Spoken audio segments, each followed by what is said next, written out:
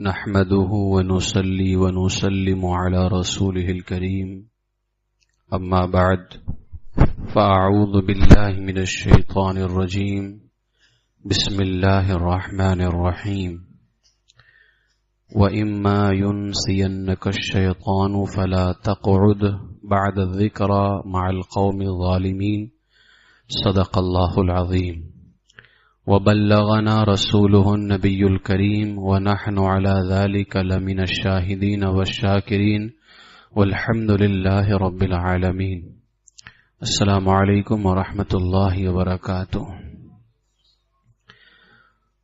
درود پاک کا نذرانہ پیش کر لیں۔ اللہم صلی علی سیدنا و مولانا محمد وبارک وسلم صلاۃ و سلاما علیک یا رسول اللہ صلی اللہ تعالی علیہ وسلم۔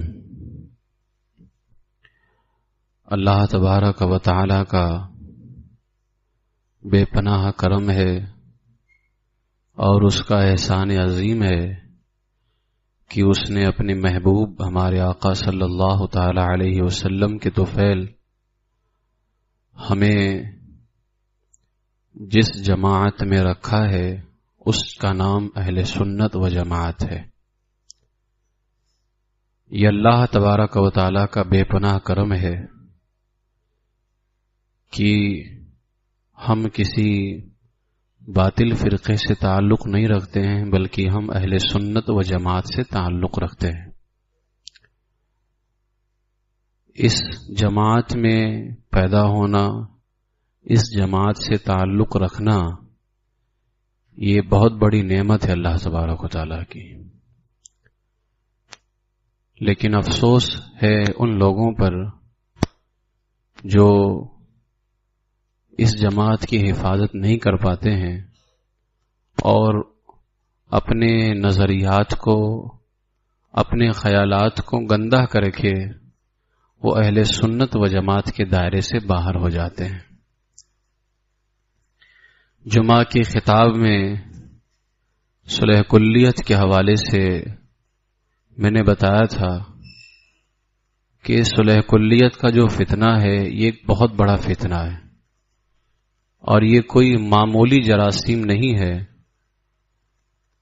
جس طرح بدن میں جسم کا کوئی حصہ سڑ جائے تو اب اس کا کوئی علاج نہیں ہوتا ہے، اس کا ایک ہی طریقہ ہے کہ اگر جسم کو بچانا ہے تو اس سڑے ہوئے حصے کو کاٹ کر کے الگ کر دیا جائے۔ تو اسی طریقے سے صلح کلیت کی بیماری ایسی بیماری ہے، اگر یہ بیماری کسی کو لاحق ہو جائے تو ایسوں کا علاج یہی ہے کہ ایسے لوگوں کو بالکل دور کر دیا جائے، ورنہ یہ تو خود ٹھیک نہیں ہوں گے لیکن جو دوسرے لوگ ہیں یہ ان کو گمراہ ضرور کر دیں گے۔ آج بہت سارے حضرات دعوت و تبلیغ کے نام پر، دین کی دعوت، دین کی تبلیغ کے نام پر معاذ اللہ صلح کلیت کی تبلیغ کرتے ہیں وہ، اور لوگ یہ بہانہ بناتے ہیں کہ اگر ہم رد کریں گے بد مذہبوں کو، گمراہ لوگوں کو، ہم برا کہیں گے تو لوگ دین سے کیسے قریب ہوں گے۔ تو آج دیکھ لو کہ ان کی دعوت و تبلیغ کا کیا حال ہو رہا ہے کہ آج اتنے فتنے پیدا ہو رہے ہیں۔ تو میں پوچھنا چاہتا ہوں کہ تم جن بد مذہبوں سے قریب ہو رہے تھے دین کی دعوت کے لیے، تو تم نے کون سا فتنہ ختم کر دیا ہے؟ بتائیے نا، انصاف سے بتائیں نا، فتنے تو بڑھتے ہی جا رہے ہیں نا، تو آپ نے کام کون سا کیا ہے؟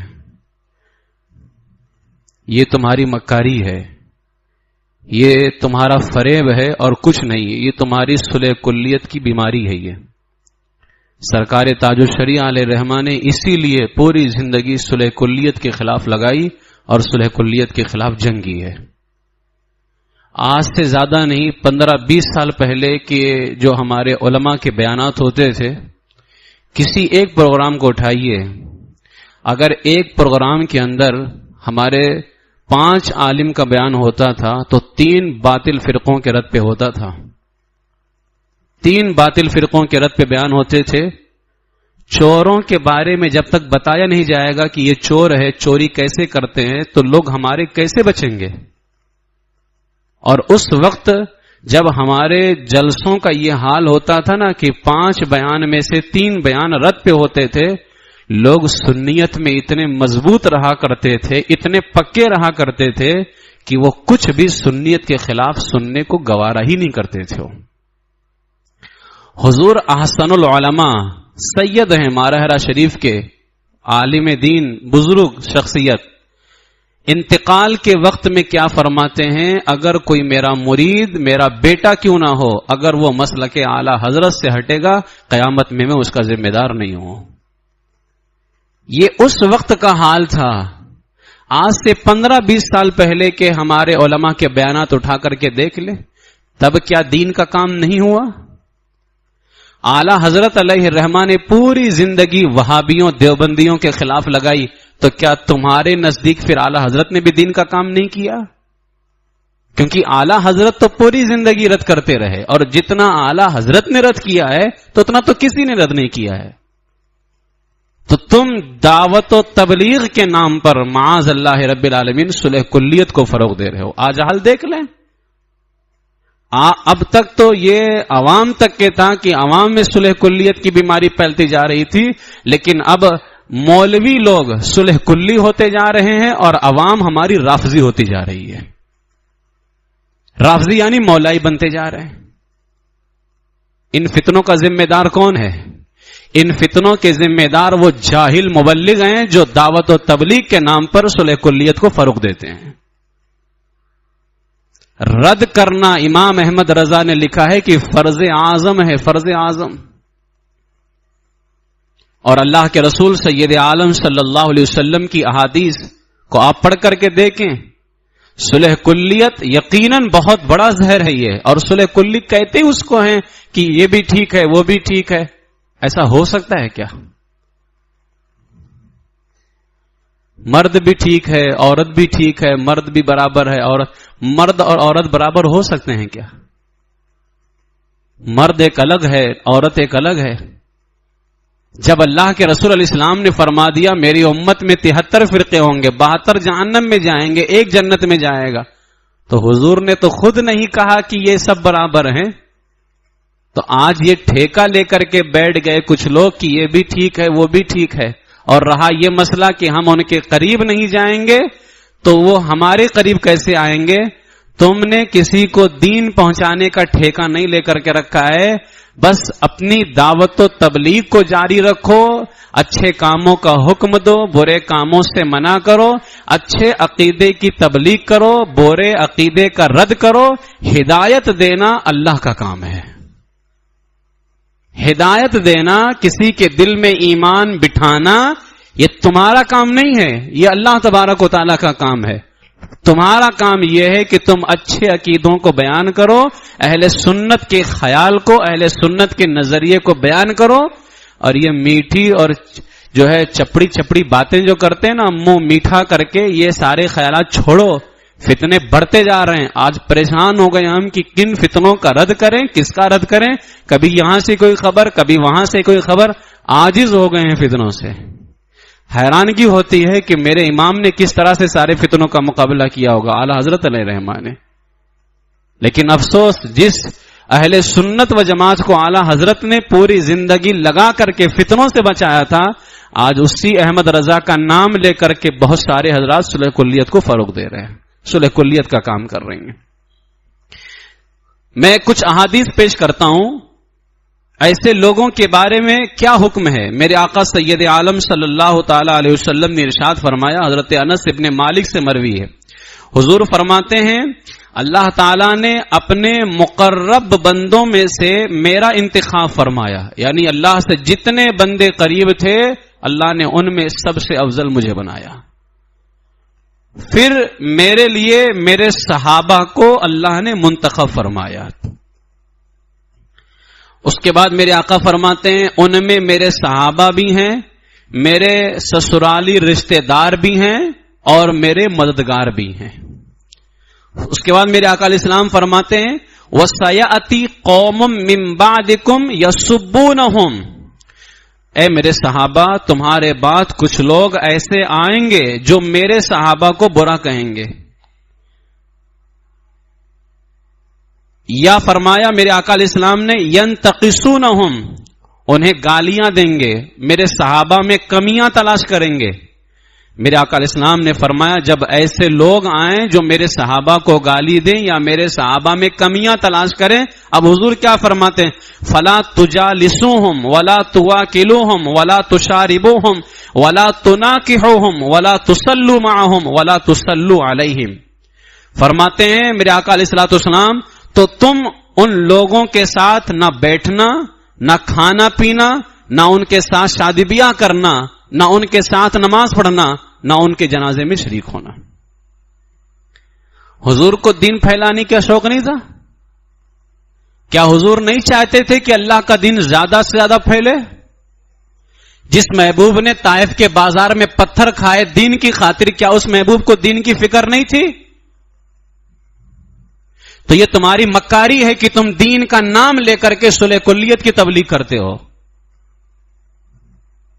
اعلی حضرت علیہ رحمت و رضوان کا جو طرز ہے اور اس زمانے کے اندر جو حضور تاج الشریعہ علیہ الرحمہ نے طرز اپنایا ہے، اگر صحیح معنوں میں دین کا کام کرنا ہے تو تاج الشریعہ کے فکر کو اپنانا ہوگا، ورنہ تم دین کا کام نہیں کر رہے ہو اور فتنے پیدا کر رہے ہو. اور ہم دیکھ رہے ہیں اتنے فتنے ہو چکے ہیں آج کی سمجھ میں نہیں آتا ہے کہ کبھی کبھار تو بہت تکلیف ہوتی ہے کہ آخر کیسے اللہ کے فضل سے، اب ہم اپنی بھی کیا بات کریں، یہ تو میرا رب ہے جو ہماری حفاظت کر رہا ہے، کیسے ہمارے نوجوان بچیں گے؟ کس طرح؟ اب کس نوجوان کو ہم جا کر کے پرسنل بچائیں گے بتائیے نا؟ کن کے گھروں میں ہم گھس کر کے جا کر کے بچائیں؟ ہر طرف فتنے ہی فتنے پیدا ہو رہے ہیں. اس کی واحد وجہ یہی ہے کہ ہم لوگوں نے صرف اپنی زبان کے اندر میٹھا پن پیدا کیا. میٹھا پن رکھو، لیکن جو ہمارا سنی بھائی ہے اس کے لیے میٹھا رکھو، اور جو سنیت سے باہر ہے اس کے لیے تم بالکل سخت بن کر کے رہو، سخت بن کر کے رہو. اچھے عقیدوں کو، کسی شرابی کو بالکل تم قریب کرتے رہو، اس کے ساتھ شراب پیتے رہو اور یہ تصور کرو کہ وہ شراب چھوڑ دے گا. یہ کہاں کا انصاف ہے کہ تم شرابی کو قریب بھی رکھے رہو، اس کے ساتھ شراب بھی پیتے رہو اور یہ تصور کرو کہ وہ شراب چھوڑ دے گا؟ تو ایسا تو نہیں ہو سکتا ہے.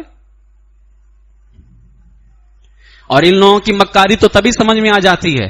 اچھا، جو لوگ یہ کہتے ہیں حضور کے دشمنوں کے حوالے سے کہ ہم ان کے قریب اس لیے جاتے ہیں کہ وہ دین کے قریب آئیں گے، اچھا وہی جو حضور کی گستاخی کر رہا ہے اس کے قریب تو جا رہے ہیں، اگر وہی بندہ آ کر کے اس کے باپ کو ایک تھپڑ مار دے تب دیکھو کیا حال ہوگا.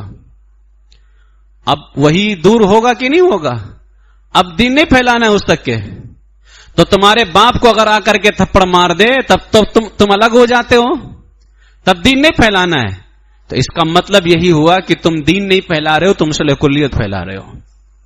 تمہارے دل میں ان کی محبت ہے، یا تو تم اپنا کوئی دنیاوی کام نکالنا چاہتے ہو، یا تو پھر معاذ اللہ ان کے ساتھ تمہارا اٹھک بیٹھک، تمہارا کوئی خاص رشتہ ان کے ساتھ میں پایا جا رہا ہے جس کی بنیاد پر تمہیں ان کا رد کرتے ہوئے، تمہیں انہیں برا کہتے ہوئے موت آتی ہے. فکر اللہ اس کے رسول کی ہونی چاہیے، تب بندہ رد کرتا ہے، جو امام احمد رضا کی فکر تھی.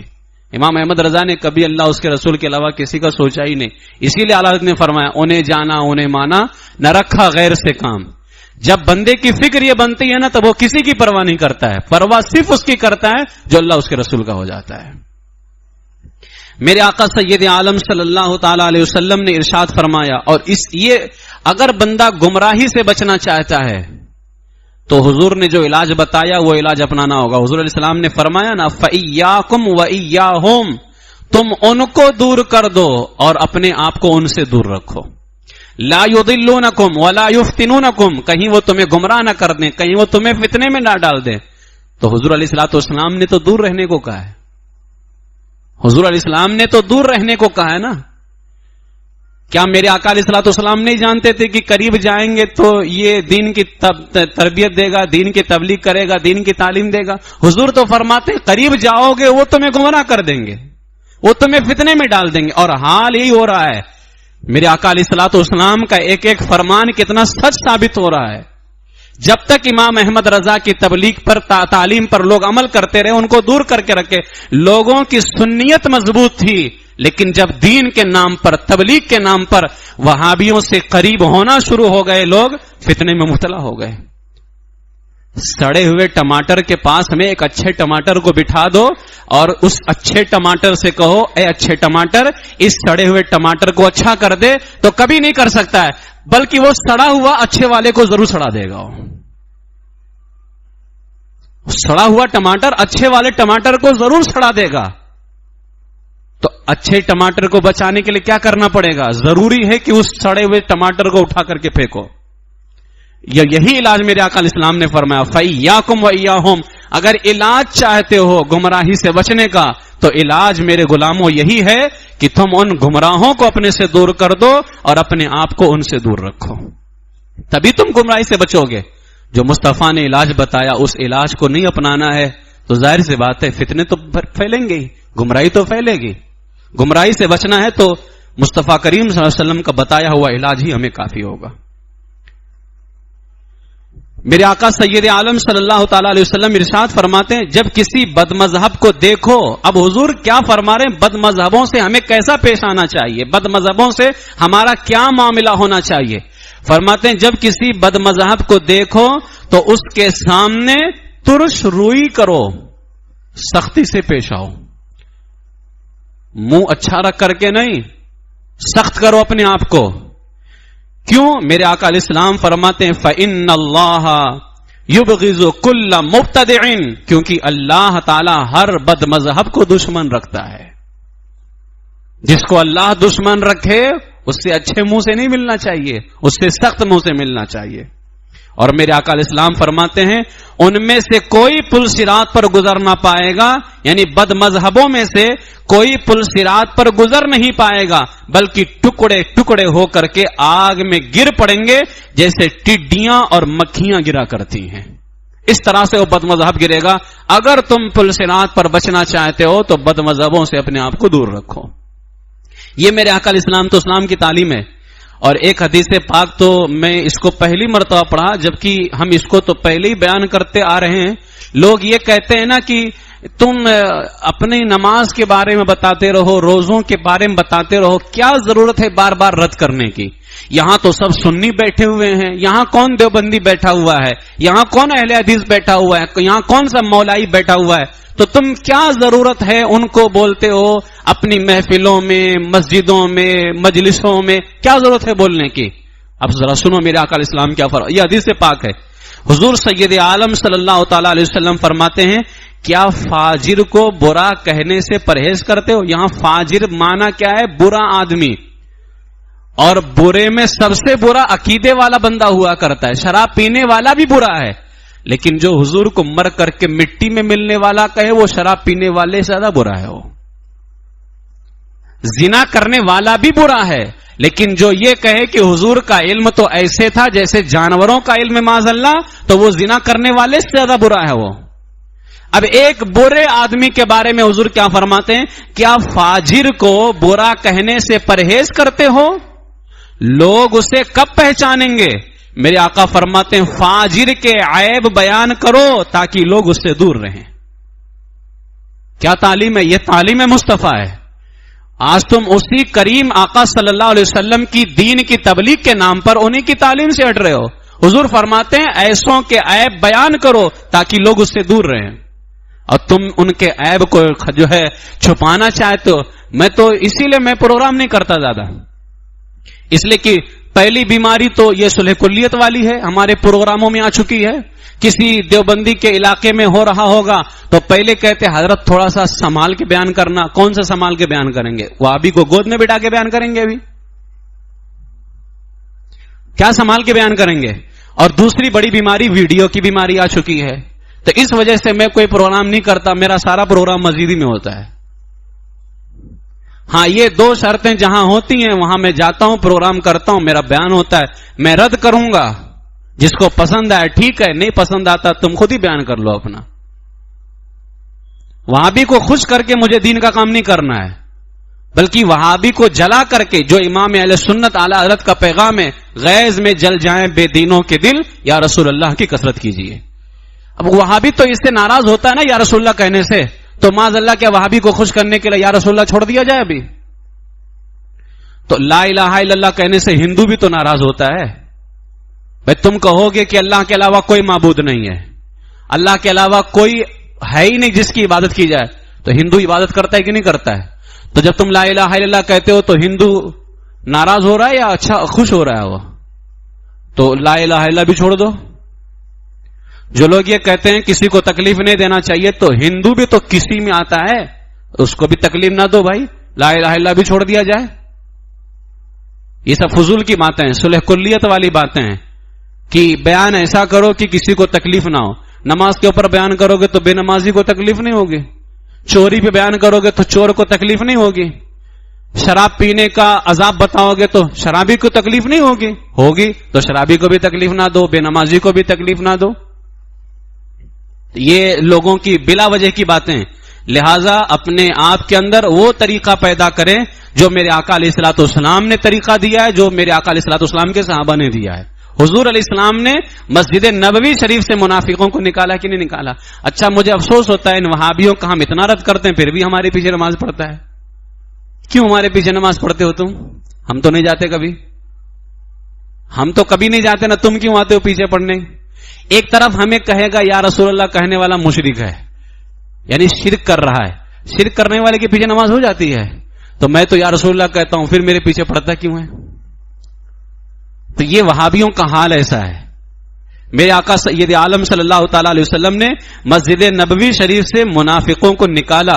میں نے جمعہ کے دن بتایا تھا کہ یہ مسجد نبوی شریف کے اندر آ کے بیٹھے ہوئے تھے. یہاں میں ایک بات کہنا چاہتا ہوں, جو مسجد نبوی میں آ کر کے بیٹھے تھے وہ ٹیکا لگا کے بیٹھے تھے. کن کو حضور نے مسجد نبوی سے نکالا تھا؟ جو مسجد نبوی میں آ کر کے بیٹھے تھے کیا وہ بتوں کی پوجا کرتے تھے؟ بتوں کی پوجا کرنے والے تو سب الگ تھے.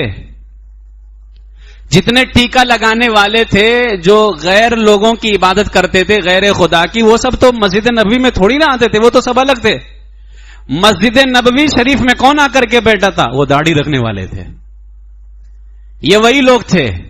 لوگوں کو آج سمجھ میں نہیں آتا یار, حضور علیہ الصلوۃ والسلام نے مسجد نبوی سے جن لوگوں کو نکالا وہ کیسے دکھتے تھے؟ وہ وہابیوں کی طرح ہی دکھتے تھے. وہ بالکل ان کا لباس بھی اسلامی تھا, ان کا حلیہ بھی اسلامی تھا, تبھی تو حضور کی مسجد میں آ کے بیٹھے تھے نا. بھائی آج آپ کے زمانے میں کوئی ہندو مسجد میں نہیں آ سکتا ہے ٹیکا لگانے والا ہے, تو اس زمانے میں آ سکتا تھا؟ تو آخر کون سے لوگ تھے جو مسجد نبوی میں بیٹھے ہوئے تھے؟ اور اللہ کے رسول علیہ الصلوۃ, تو ظاہر سی بات ہے کہنا پڑے گا یہ کلمہ پڑھنے والے لوگ تھے, جو دکھاوے میں تو کلمہ پڑھتے تھے لیکن اندر سے معاذ اللہ حضور کا بغض رکھے ہوئے تھے, حضور کے علم کا انکار کرتے تھے. اور ایسے لوگوں کی پہچان, ایک شخص کی اونٹنی گم ہو گئی تو حضور علیہ الصلوۃ والسلام نے فرمایا کہ فلاں جنگل میں ہے, تو اس منافق کو کہا گیا کہ آپ کی اونٹنی کے بارے میں حضور نے فرمایا فلاں جنگل میں ہے, تو اس نے کیا کہا معاذ اللہ, ان کو اس چیز کا خبر کیسے ہے, اس چیز کا علم انہیں کیسے ہو سکتا ہے, یعنی حضور کے علم کا اس نے انکار کیا. تو یہ سارے منافق تھے. ان کو میرے آقا علیہ الصلوۃ والسلام نے فرمایا, حضور علیہ الصلوۃ والسلام نے حدیث پاک کے اندر کہ ان کو مسجد سے نکالو, تو صحابہ کرام نے منافقین کو پکڑ پکڑ کر کے باہر نکالا. حضرت ابو ایوب خالد بن زید رضی اللہ تعالیٰ یہ کھڑے ہوئے, اور ان کے قبیلے کا ایک منافق تھا عمرو بن قیس, ٹانگ سے پکڑ کر کے گھسیٹ کر کے مسجد سے پھینکا اپنے. جیسے حضور نے فرمایا نکالو, اس کو ٹانگ سے پکڑا, ہاتھ سے بھی نہیں پکڑا, ٹانگ سے پکڑا اور گھسیٹ کر کے باہر نکالا. پھر حضرت ابو ایوب رافع رضی اللہ تعالیٰ نے رافع بن ودیع کو پکڑا, اور کیسے نکالا؟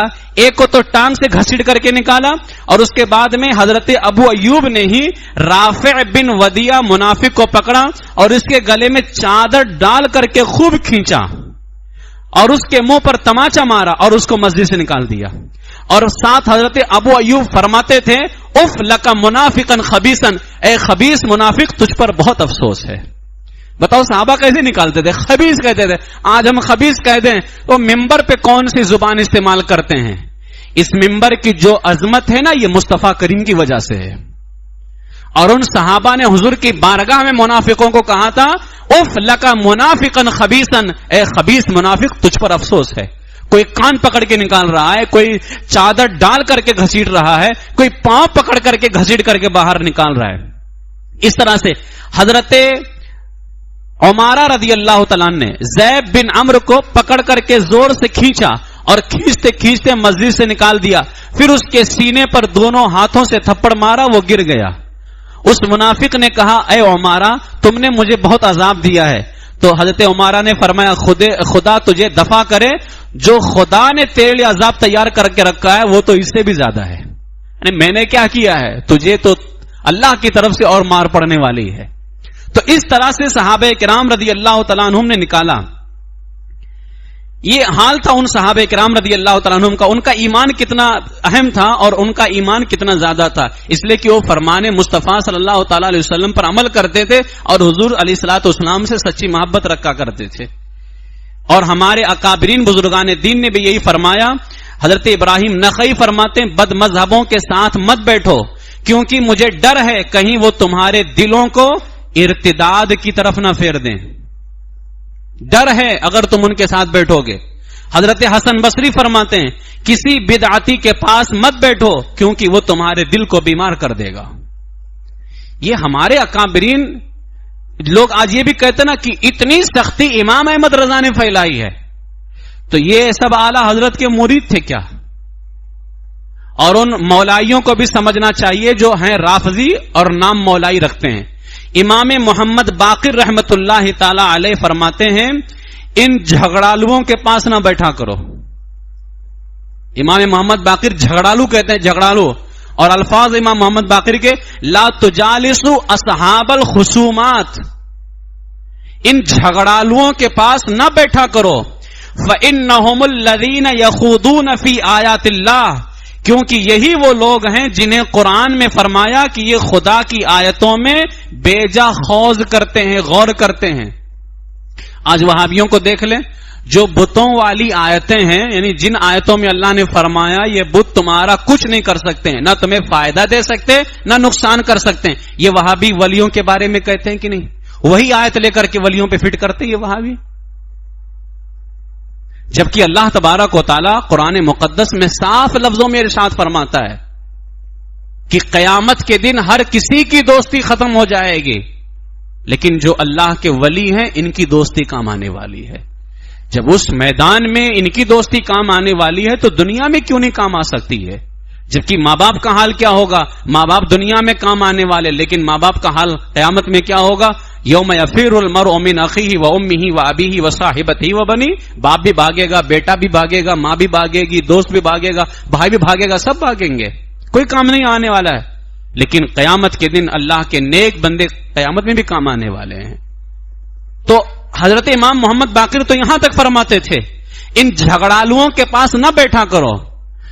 तो क्या इमाम मोहम्मद बाकिर को दीन का काम नहीं करना था? इमाम मोहम्मद बाकिर नहीं चाहते थे कि दीन की तबलीग हो, दीन फैले? उन्हें कह देना चाहिए ज्यादा से ज्यादा बैठा करो ताकि वो लोग तुम्हारे दीन के अंदर दाखिल हों। लेकिन वो जानते थे, आखिरी आयत कुरान की जानते हो कौन सी है? अल-यौमा अकमलतु लकुम दीनकुम, महबूब आज मैंने तुम्हारे लिए तुम्हारा दीन मुकम्मल कर दिया है।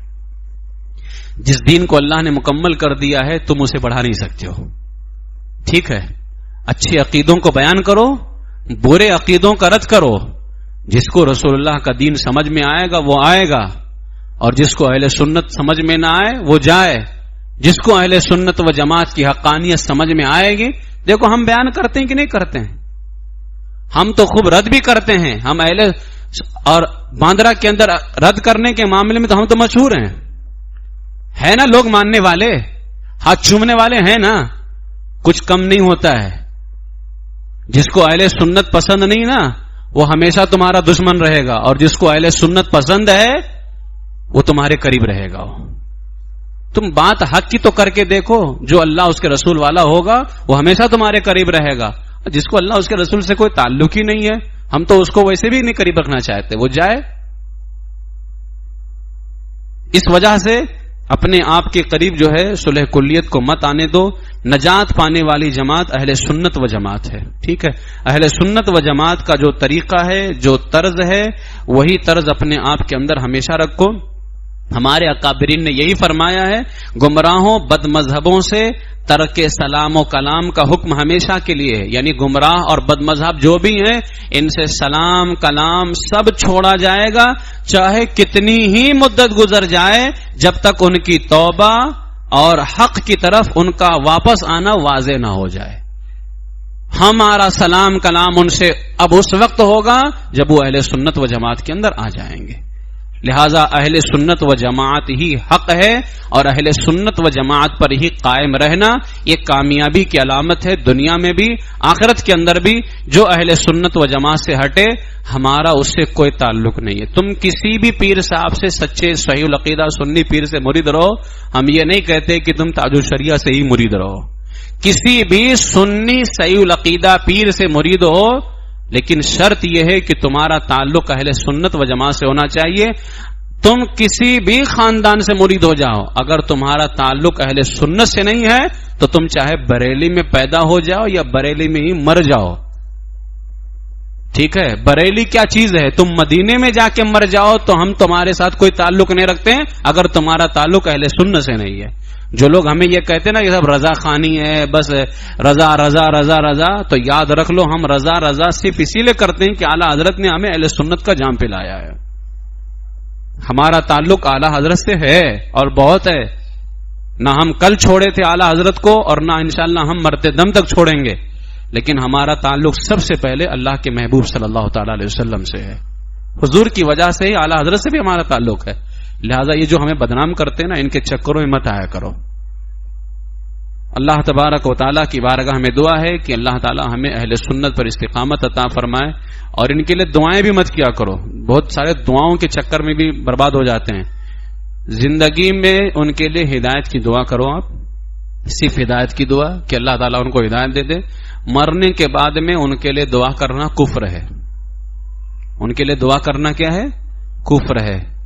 جتنے بھی صلح کلی ہیں، وہابیہ، دیابنا، باطل فرقے جتنے بھی ہیں، یہ جب تک زندہ ہیں ان کے لیے ہدایت کی دعا کرو کہ اللہ تعالیٰ انہیں ہدایت نصیب فرمائے۔ اللہ تعالیٰ سے تو ہم دعا کرتے ہیں کہ اللہ تعالیٰ سب کو اہل سنت و جماعت پر استقامت عطا فرمائے، اہل سنت و جماعت پر اللہ ہمیں بھی اور آپ سب کو جو ہے پوری پابندی کے ساتھ قائم رہنے کی توفیق عطا فرمائے، اور ایسے تمام دشمنوں سے اللہ تعالیٰ ہماری حفاظت فرمائے، ایمان پر زندہ رکھے اور ایمان ہی پر خاتمہ بالخیر فرمائے۔ وآخر دعوایا ان الحمد للہ رب العالمین۔